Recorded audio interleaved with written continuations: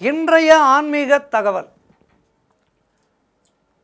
திருமால் மக்களை காப்பதற்காக எடுத்த அவதாரங்கள் இதுவரை 9 அவதாரங்கள். அடுத்து எடுக்க இருப்பது கல்கி அவதாரம். இந்த 9 அவதாரங்களிலேயும் பெருமாள் நமக்கெல்லாம் மனித குலத்தை அசுர குலத்திலிருந்து காப்பாற்றியதோடு ஒரு மனிதன் எப்படியெல்லாம் வாழ வேண்டும் என்பதற்கான நியதிகளையும் தர்மங்களையும் நமக்கு பெருமாள் போதித்திருக்கின்றார். ஆகவே பெருமாள் ஒரு மிகப்பெரிய ஆச்சாரியன் நமக்கெல்லாம். அந்த பெருமாளுடைய திருவடிகளை வணங்கி இன்றைய நாளிலே நாம் காண இருக்கின்ற அற்புதமான ஒரு ஆன்மீக தகவல் வராக அவதாரத்தை பற்றி காண இருக்கின்றோம். கோல வராகம் ஒன்றாய் நிலம் கோட்டிடை கொண்ட எந்தாய் நீலக்கடல் கடந்தாய் நீலக்கடல் கடைந்தாய் உன்னை பெற்று நீ போக்குவேனோ என வகுளாபரணர் இந்த அற்புதமான பாசுரத்தின் மூலமாக வராகத்தை நாம் வணங்குகின்றோம். ஸ்ரீமுஷ்ணம் ஒரு வராகஸ்தலம், மிகப்பெரிய ஆலயம் இங்கே அமைந்திருக்கின்றது. கேரளத்திலே பன்னியூர் உள்ளது. ஆக பாரதம் நெடுகிலும் ஆங்காங்கு வராக நயினாருக்கு ஆலயங்கள் இருக்கின்றது. மத்திய பிரதேசத்திலே புகழ்பெற்ற கஜுரஹாவிலும் வராகர் ஆலயம் இருக்கின்றது.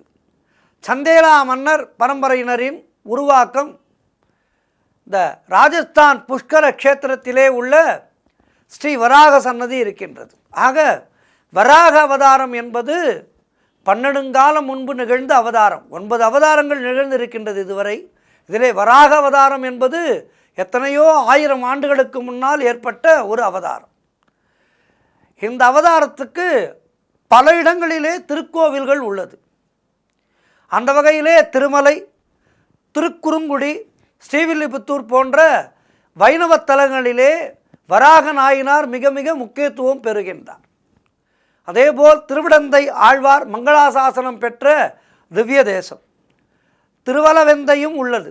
இரண்டுமே பூவராக மூர்த்திக்கான ஆலயங்கள்.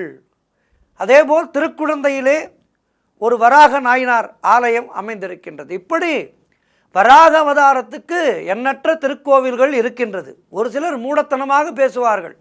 வராகத்தை வணங்குவீர்களா என்று கேட்பார்கள். நாத்திகம் பேசுகின்றோம் என்கின்ற பெயரிலே. வராகருக்கு தனி சன்னதியே இருக்கின்றது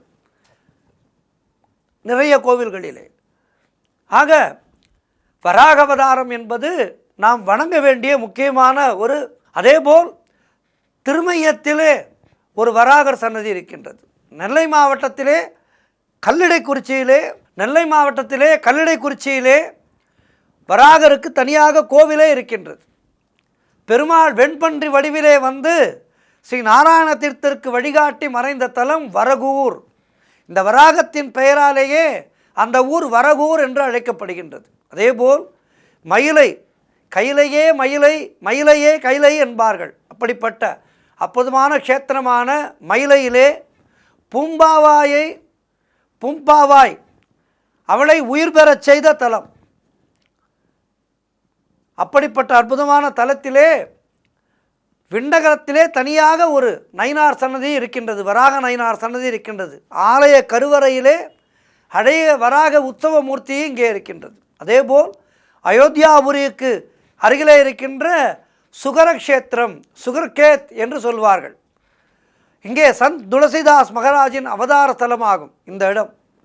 இதுவும் ஒரு வராக கஷேத்திரம். அதேபோல் மத்திய பிரதேசத்திலே கட்லிக்கு அருகிலே இருக்கின்ற கலசுரி மன்னர் காலத்தையே வராக உருவம் உலக புகழ் பெற்றதாக விளங்குகின்றது.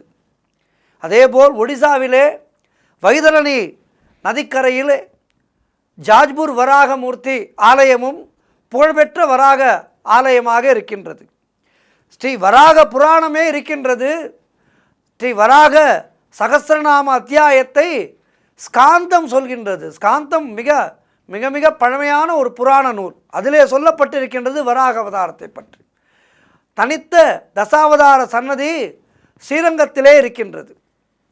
சிவாலயத்திலே பைரவர் பரிவார தேவதை வராகமூர்த்தி வைணவத்திலே விஷ்ணுவினுடைய பரிவார மூர்த்தி ஆவார். விஜயநகர சாளுக்கிய மன்னர்கள் வராகத்வஜம் அமைத்து கொண்டனர். பிரதிகார மன்னர்கள் வராக நாணயங்களை எல்லாம் வெளியிட்டனர். இந்திய இறையியலிலே ஆலய வரலாறு எல்லாமே மருத்துவம், விஞ்ஞானம் போன்ற தனித்தனி துறைகள். இந்த துறைகளிலே இப்படிப்பட்ட வராக அவதாரத்தை வணங்குவதால் நமக்கு என்னென்ன பேறுகள் கிடைக்கும் என்றால் எல்லா விதமான பேறுகளுமே கிடைக்கும் என்று ஸ்காந்தம் சொல்கின்றது. வராகரை வழிபட்டால் மகாவிஷ்ணுவை வழிபட்ட அத்தனை பலன்களும் நமக்கு வந்து சேரும் என்று சொல்லப்பட்டிருக்கின்றது. ஆகவே வராகமூர்த்தியை வணங்குவது என்பது ஏதோ நம்முடைய சிந்தனைக்கு மாறுபட்ட ஒரு செயல் அல்ல. வராகமூர்த்தி என்பவர் மகாவிஷ்ணுனுடைய பூர்ணமான ஒரு அவதாரம். இந்த அவதாரத்தை வணங்குவதாலே மகாவிஷ்ணுவை வணங்கிய அத்துணை விதமான பேறுகளும் நமக்கு கிடைக்கும் என்பதை பாசுரங்கள் நமக்கு சொல்கின்றது. இந்த திருக்குடந்தை ஆதி வராகர் கோவிலே வராக புஷ்கரணி இருக்கின்றது. திருவனந்தபுரத்திலே வராக பெருமான் எழுந்தருளிருக்கின்ற பரிசத்திற்கே ஸ்ரீ வராகம் என்றுதான் பெயர். அதேபோல் திருவெள்ளரை ஸ்வேதவராக கஷேத்திரம் என்று உலக புகழ் பெற்றது. திவ்ய தேசங்களிலே திருக்கல்வனூரும் வராக கஷேத்திரமாகும். அதேபோல் திருத்தணிக்கு அருகே மேல்பதட்டூர் என்ற இடத்திலே தரணி வராக சுவாமி கோவில் இருக்கின்றது. மிகவும் அழகான வராக மூர்த்தம் இந்த ஆலயத்திலே. மூலவர் உற்சவர் இருவருமே வராக ரூபத்திலே எழுந்தருளி நமக்கு அருள்பாலிக்கின்றார்கள். இப்படி எத்தனையோ கோவில்கள் இன்னும் சொல்லிக்கொண்டே போகலாம். கண்ணன் பிறந்த மதுராவிலே ஆதிவராகர், ஸ்வேதவராகர் என்று 2 வராக மூர்த்திகள் இருக்கின்றார்கள். அதேபோல் ரிஷிகேஷ் பரத் நாராயணன் சன்னதியிலே வராக சுவாமி இருக்கின்றார். திருமாலிருஞ்சோலை அழகர் கோவில் தசாவதார சன்னதியிலே வராகமூர்த்தியை தரிசிக்கலாம். இப்படி இந்தியா முழுவதுமே வராகருக்கு தனியான சன்னதிகளும் தனியான கோவில்களும் இருக்கின்றது. ஆகவே இப்படிப்பட்ட வராகமூர்த்தியை வணங்கி வராகமூர்த்தியை வணங்குவதால் அந்த விஷ்ணுபிரானை வணங்கிய அத்துணை விதமான பலன்களையும் நாம் பெறலாம். ஓம் வராகமூர்த்தியே நமக. நன்றி, வணக்கம்.